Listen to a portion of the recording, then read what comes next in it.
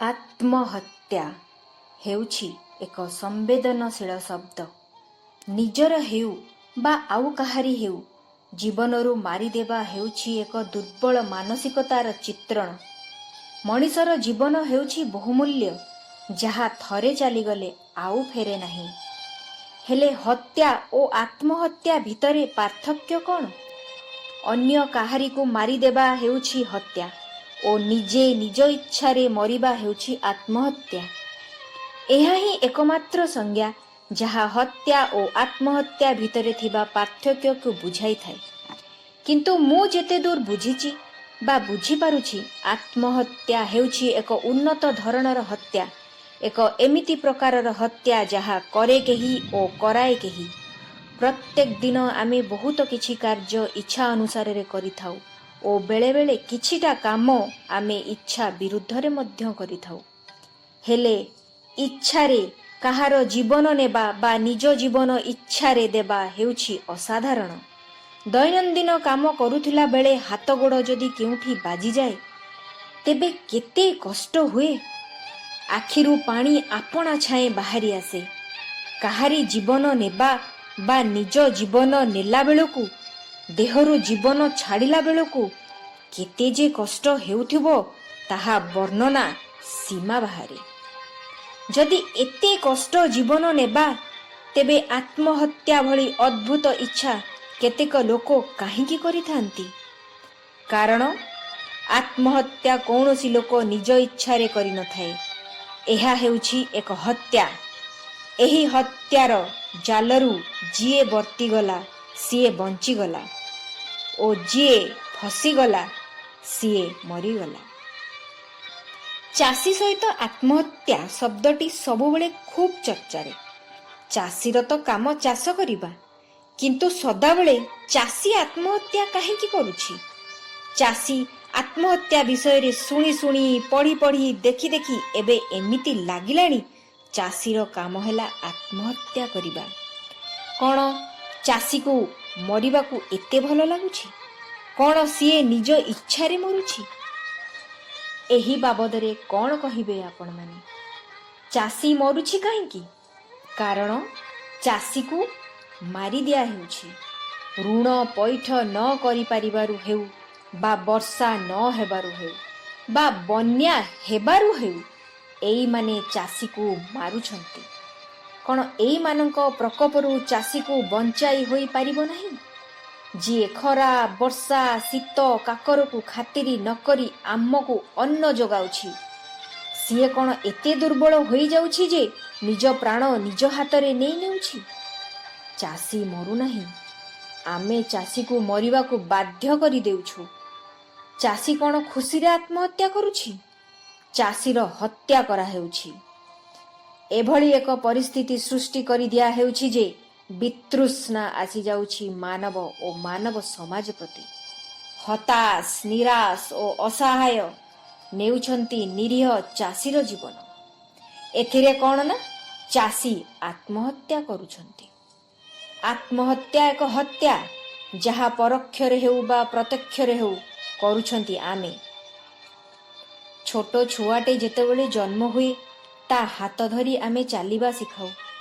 ତା ସହିତ କଥା ହୋଇ ଆମେ ତାକୁ କଥା କୁହାଇବା ଶିଖାଉ। ସେ କାନ୍ଦିଲେ ତା ଲୁହ ପୋଛି ତାକୁ ହସିବା ଶିଖାଉ। ନିଜ ହାତରେ ଖାଇବା ଠାରୁ ଆରମ୍ଭ କରି ନିଜ ଗୋଡ଼ରେ ଠିଆ ହେବା ପର୍ଯ୍ୟନ୍ତ ସମସ୍ତ କଥା ଆମେ ତାକୁ ଶିଖାଇଥାଉ। ହେଲେ କେବେ କ'ଣ ଆତ୍ମହତ୍ୟା କରିବା ଶିଖାଇଥାଉ?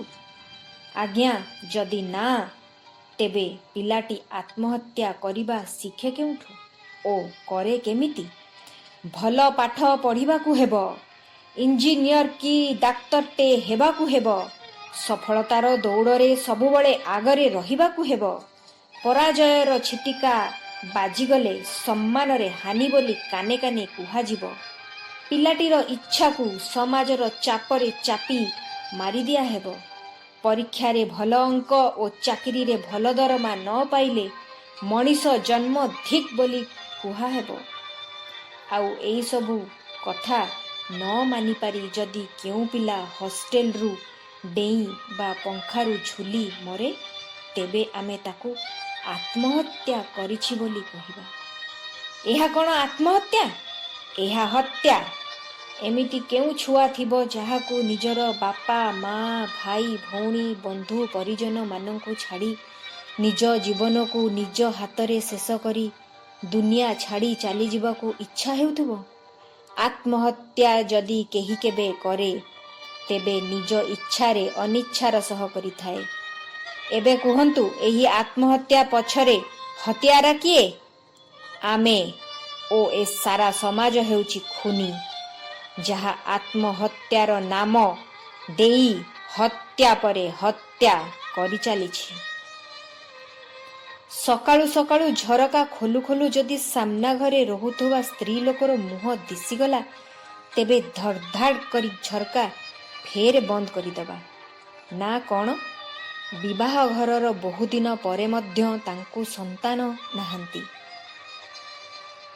ସେ ହେଲା ବାଞ୍ଝ। ସେ ନାରୀର ମୁହଁ ଚାହିଁବା ଭଲ ନୁହଁ। କୌଣସି ପର୍ବପର୍ବାଣୀ ପୂଜା ପାଠରେ ସନ୍ତାନହୀନ ଦମ୍ପତିଙ୍କୁ ସାମିଲ ନ କରିବା, ଘରେ ହେଉ ବା ଘର ବାହାରେ ହେଉ ନିନ୍ଦା କରିବା, ପରିବାରରୁ ବାସନ୍ଦ କରିବା, ଏମିତିକି ନାତି ନାତୁଣୀ ନ ଦେଇ ପାରିଲେ ନିଜେ ମରିବା ବା ବାପା ମାଙ୍କୁ ମାରିଦେବାର ଦୁହାଇ ବି ଦେବା, ଏହିସବୁ ସୃଷ୍ଟି କରିଥାଏ ସନ୍ତାନହୀନ ଦମ୍ପତିଙ୍କ ଲାଗି ଏକ ଘୂର୍ଣ୍ଣି ବାତ୍ୟା। ଏହିସବୁ ନିନ୍ଦା ଅପମାନ ସହ୍ୟ ନ କରିପାରି ଦମ୍ପତି ଯଦି ବାପା ମାଙ୍କୁ ନାତି ନାତୁଣୀର ସୁଖ ନ ଦେଇ ପାରିଥିବାରୁ କ୍ଷମା ପ୍ରାର୍ଥନା କରି ବିଷ ଖାଇ ମରିଯାଆନ୍ତି, ତେବେ ଆମେ କହିବା ସେମାନେ ଆତ୍ମହତ୍ୟା କରିଦେଲେ।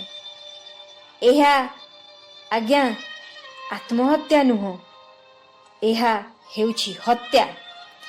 ବିଷ ଖାଇ ମରିବାର କଷ୍ଟଟା ଲୋକଙ୍କ କଥା ଶୁଣିବା କଷ୍ଟଠାରୁ ବହୁତ କମ୍।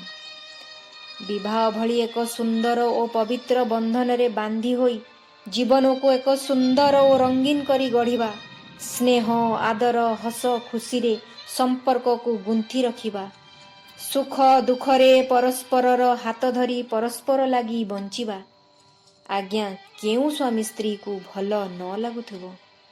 ଏହିସବୁ ବନ୍ଧନରୁ ନିଜକୁ ମୁକ୍ତ କରି ଆତ୍ମହତ୍ୟା କରିବା କ'ଣ ବହୁତ କଷ୍ଟକର ହେଉନଥିବ? ଏହା ଆତ୍ମହତ୍ୟା ନୁହଁ, ଏହା ହତ୍ୟା। ପରିବାର ଓ ସମାଜର ଚାପରେ ମଣିଷ ନିଜ ଲାଗି ବଞ୍ଚିବା ଭୁଲି ଭୁଲି ଯାଉଛି। ସବୁ ଥିବା ଭିତରେ ମଣିଷ ନଥିବାକୁ ବେଶୀ ଖୋଜି ସୁନ୍ଦର ଜୀବନକୁ ନଷ୍ଟ କରୁଛି। ଆତ୍ମହତ୍ୟା ହେଉଛି ଏକ ମାନସିକ ଦୁର୍ବଳତା। ହେଲେ ମଣିଷ ଏତେ ଦୁର୍ବଳ ହେଉଛି କାହିଁକି? ସାଙ୍ଗ ସାଥୀ ପରିବାରର ଲୋକେ କ'ଣ କିଛି କାମର ନୁହନ୍ତି? ସାମାଜିକ ସମ୍ବଳତା ସାମ୍ନାରେ କ'ଣ ମାନସିକ ଦୁର୍ବଳତା କ'ଣ ହାର ମାନି ପାରୁନାହିଁ? କୌଣସି ମଣିଷକୁ ଭଗବାନ ଦୁର୍ବଳ କରି ଜନ୍ମ କରିନାହାନ୍ତି। ତାକୁ ଦୁର୍ବଳ କରେ ତାର ପରିସ୍ଥିତି। ଗୋଟେ ମଣିଷର ଦୁର୍ବଳ ହେବା ପଛରେ ଆଉ ଗୋଟାଏ ମଣିଷର ହାତ।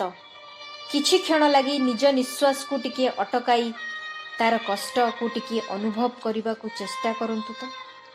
ଆତ୍ମହତ୍ୟା କରିଲା ବେଳକୁ କେତେ କଷ୍ଟ ହେଉନଥିବ, କିନ୍ତୁ ଆମେ ମଣିଷର ପରିସ୍ଥିତିକୁ ଏତେ କଷ୍ଟମୟ କରିଦେଉଛନ୍ତି ଯେ ପ୍ରାଣ ତ୍ୟାଗର କଷ୍ଟ ତା ସାମ୍ନାରେ ତୁଚ୍ଛ ହୋଇଯାଉଛି। ଖରାପ ପରିସ୍ଥିତିରେ ଅନ୍ୟମାନଙ୍କର ସାହସ ବନିବା ଉଚିତ, ନା କି ପରିସ୍ଥିତିକୁ ଆହୁରି ବିଗାଡ଼ି ଆତ୍ମହତ୍ୟା ରୂପକ ହତ୍ୟା କରିବା। ଆତ୍ମହତ୍ୟା ହେଉଛି ଏକ ହତ୍ୟା। ଏହି ହତ୍ୟା କରିବା ଆଗରୁ ନିଜକୁ ଓ ଅନ୍ୟମାନଙ୍କୁ ବଞ୍ଚାନ୍ତୁ। ଏହି ହତ୍ୟା ଅଜାଣତରେ ହୋଇଗଲେ ଏକ ବହୁମୂଲ୍ୟ ପ୍ରାଣ ଆଉ ଫେରି ଆସି ପାରିବ ନାହିଁ।